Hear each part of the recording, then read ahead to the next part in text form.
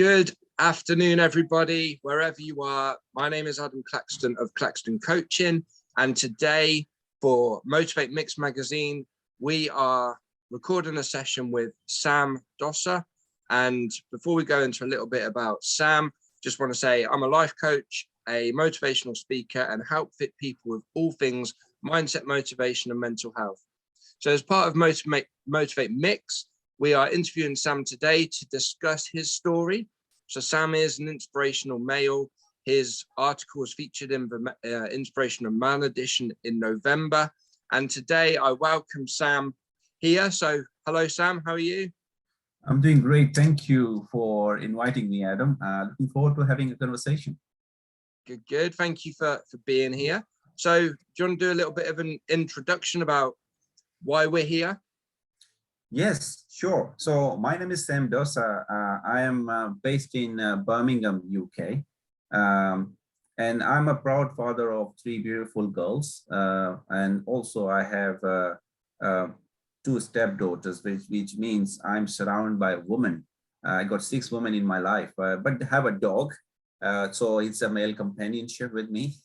And I'm also a coach, but a business coach. My niche is emotional intelligence. That's the area I looked into more. I'm a psychometric assessor from British Society of Psychology, and also done public speaking sessions as well. Also a public speaker.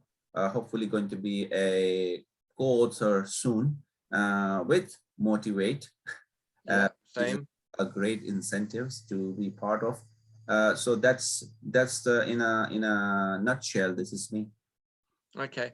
And what I find really interesting is when you interview people, you find out where they're from. I'm literally like 25 miles away from you. So yeah, I love how we're all connected. And like I said, I'm in Worcester, 25 miles down the road. I didn't know you're actually in Birmingham. So yeah, you learn something new every day. So Sam, let's talk about your story. So could we go back to 2004? Sure. That kind of moment which defined where we're at now. Yeah.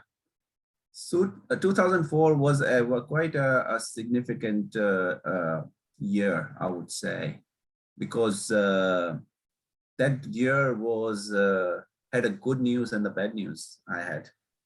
So my my wife at that time was expecting twins, and we were anticipated, looking forward to having twins in our family, because and I was expecting my mother to visit me to help me with that journey with the twins, because she came when my first daughter was born in 2000.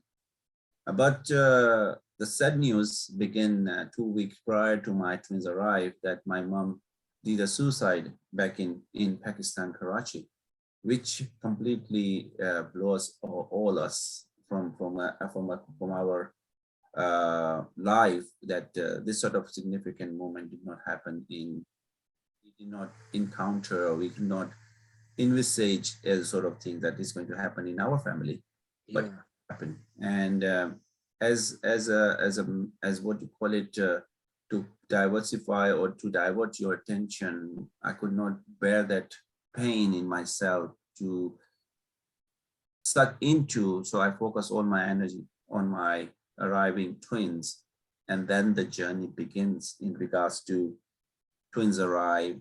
I did not have this grievance, taken time to grieve of that moment. But end of 2004, I visited back home, which is Karachi, Pakistan, where I'm originally from. And I was in our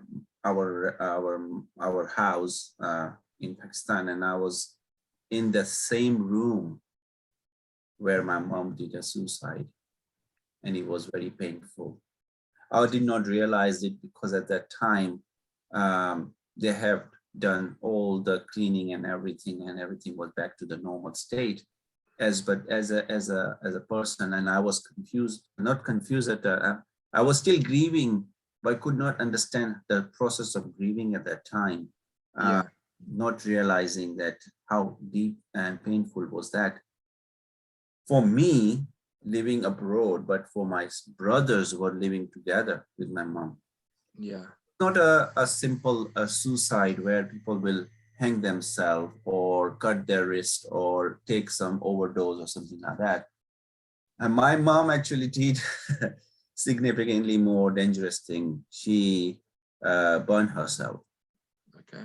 And it was 95% burn. Wow. And my brothers has actually was holding her in sort of a blankets to give her support. And but that was happened. And you know, people ask me as how you manage to cope with that uncertainty. Well, sometimes people says time usually heal a lot of things. It does heal. But when what you happen is when you started to think, what is the most priority thing in your life? And it says, okay, my priority should be my children. My priority should be my immediate family. My priority should be my job, my XYZ thing. But then you don't think about what has happened because you don't want to carry that sort of pain you're carrying at that. Yeah. But indeed, that was a great episode in our life.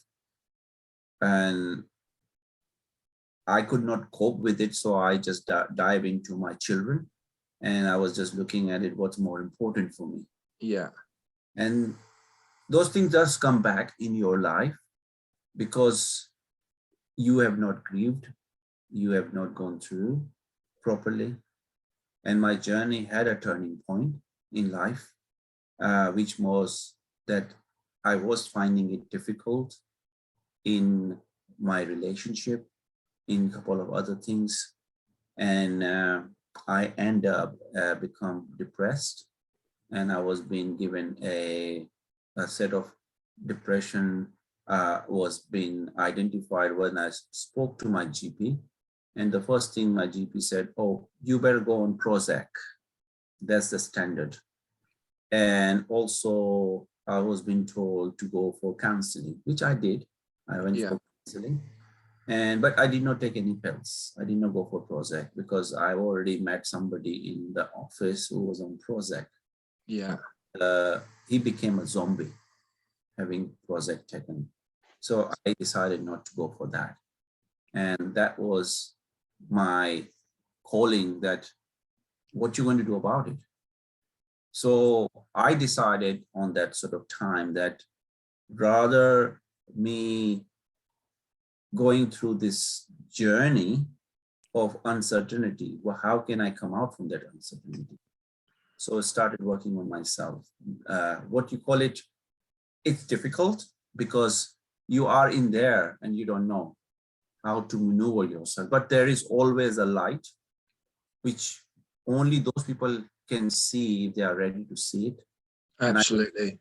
I might be the chosen one who saw that light, and I hold up to that light, and it guided me towards becoming a counselor, becoming working within the community, helping through a couple of other things in my life, learn the lesson to love myself, which was never been on the agenda, was to serve others before serving yourself, learning about when you are in a flight, when you will see the oxygen mask, put your mask first before you're putting the mask on your children.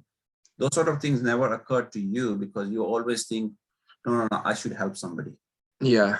Myself, don't worry about it. If I'm drowning myself in my sorrows, in my anxieties and everything else, it's fine. But I take care of your issues. I take care of you. Yeah. About me. So that was the journey, and I started to learn about myself and become more in tune with me, saying that I am number one. Yeah. If I'm not going to be healthy, if I'm not going to be emotionally fit, if I'm not going to be physically fit, how I'm going to perform to help others. Yeah. The biggest lesson I've learned in my journey onwards.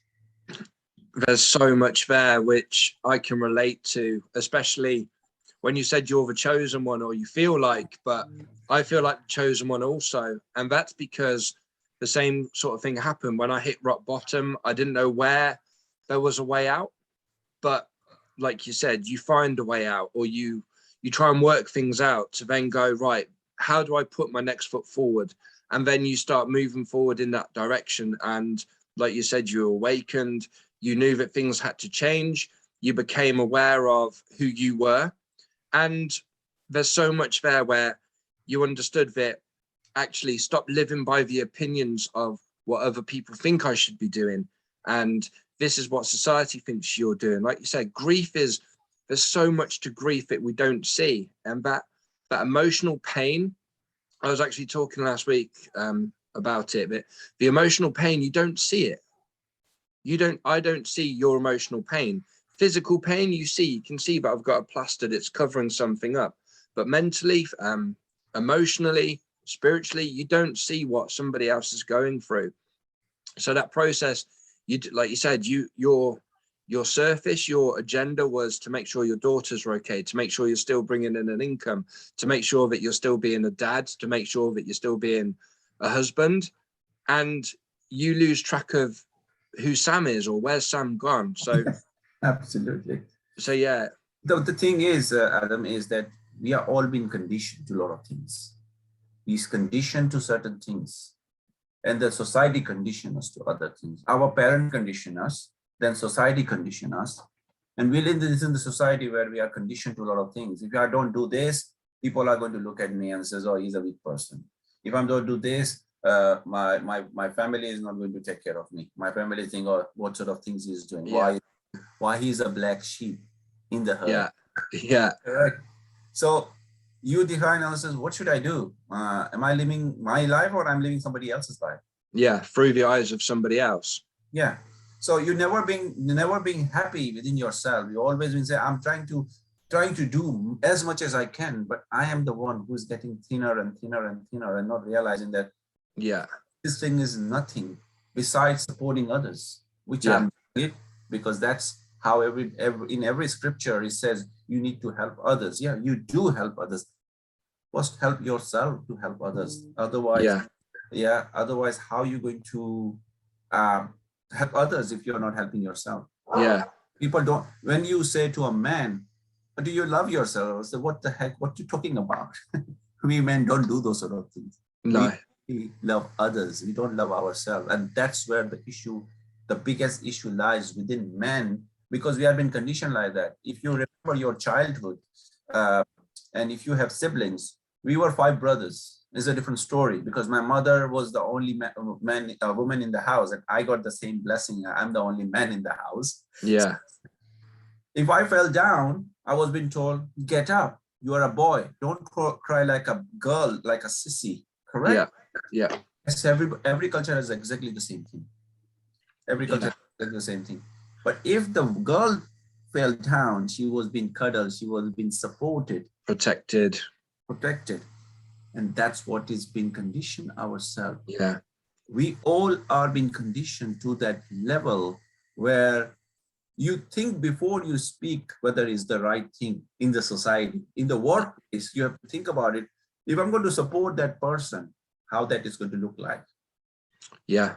And like you said, it's that vulnerability, showing weakness, and not being able to kind of talk about how you're feeling. I think, like you said, you touched upon being a man and being a male and what that means, and how we don't protect our mental health as much, or because we think that we're not allowed to.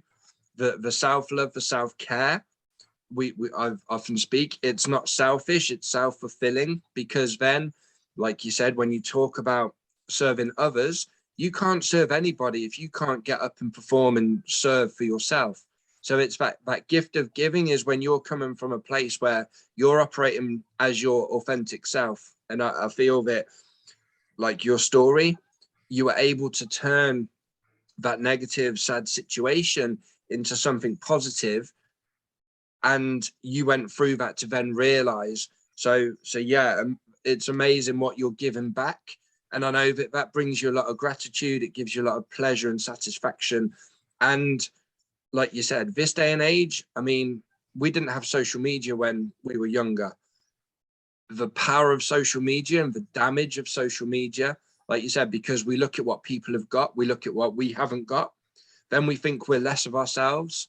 And then that can help us, or not help us, but push us to spiral to places that we don't want to be. So your message is that it's positive and inspiring. And yeah, so do you want to talk a little bit more about emotional intelligence, which is where we're at now? Emotional intelligence plays a very significant role in our journey. We do not realize it why it's important, because we are all got emotions. We all have emotions. People talk about, I can control my emotions. There is no such thing as controlling emotions. We can't control emotion. We only manage emotions. Emotions that can be managed, whether you are in a situation where your children are doing a tantrum, whether you are in an office when a colleague is doing a tantrum, when your boss is not actually saying some right things to you, how are you going to manage your emotions? Or you are in a position where you are leading a team and there is a team member who is creating a problem, and how you managing your emotions. If you understand the self-awareness of your own emotions, then you will see the life completely differently. You are on the road, you are driving as your normal speed, somebody cuts you off. You have two options. You can do a speed on behind the guy, do two fingers or something like that, or you just come and collective and let it be, because it might be that that person who is doing overtaking you and running faster than you, it could be an emergency in the hospital or something happening, or you never know what's going on. You rather yourself than be sorry, correct? Yeah. But we don't realize those sort of things, because we think, oh, no, why did he cut me? How dare he cut me? Let me run behind this person. Yeah. Emotional intelligence actually allows you to manage your emotions in situation like that. Situation like you are waiting for a call from your bank, for example, for your application, for your loan application or anything like that, and you are wondering, oh, whether I'm going to get a loan or not loan, and then you started populating a lot of things going on. You predefine sending the message to the universe. Yeah. The universe is sending that message to that person. Oh yeah, he doesn't need a loan. He's just playing up right now. So we do not understand. These are a lot of integrated things. There might be people think, oh, that could be a coincidence. His what you call it, financial situation is not good. That's why he didn't get the loan or something other. There were so many elements, but sometimes what happened, what we send to the universe receives and make it happen to you. And that's where people started thinking, oh, you're talking some woo-woo thing. We don't want to hear about those things, because we are living in a realistic society. Society, everything should be real. Yeah. When I go and see a woman should interact with me immediately. It doesn't happen. If it doesn't sink, it does not work. It rebels. Yeah. And you are trying harder, it doesn't work. It's just giving time. It's just learning to know yourself. There is a saying from a mystic called, he says, he who knows himself knows his Lord. If you know yourself, because you have that elixir or that light within you from the creator who created you. So if you started knowing yourself, you know the entire universe, and universe will be your oyster. Yeah, absolutely. I'm a great believer myself.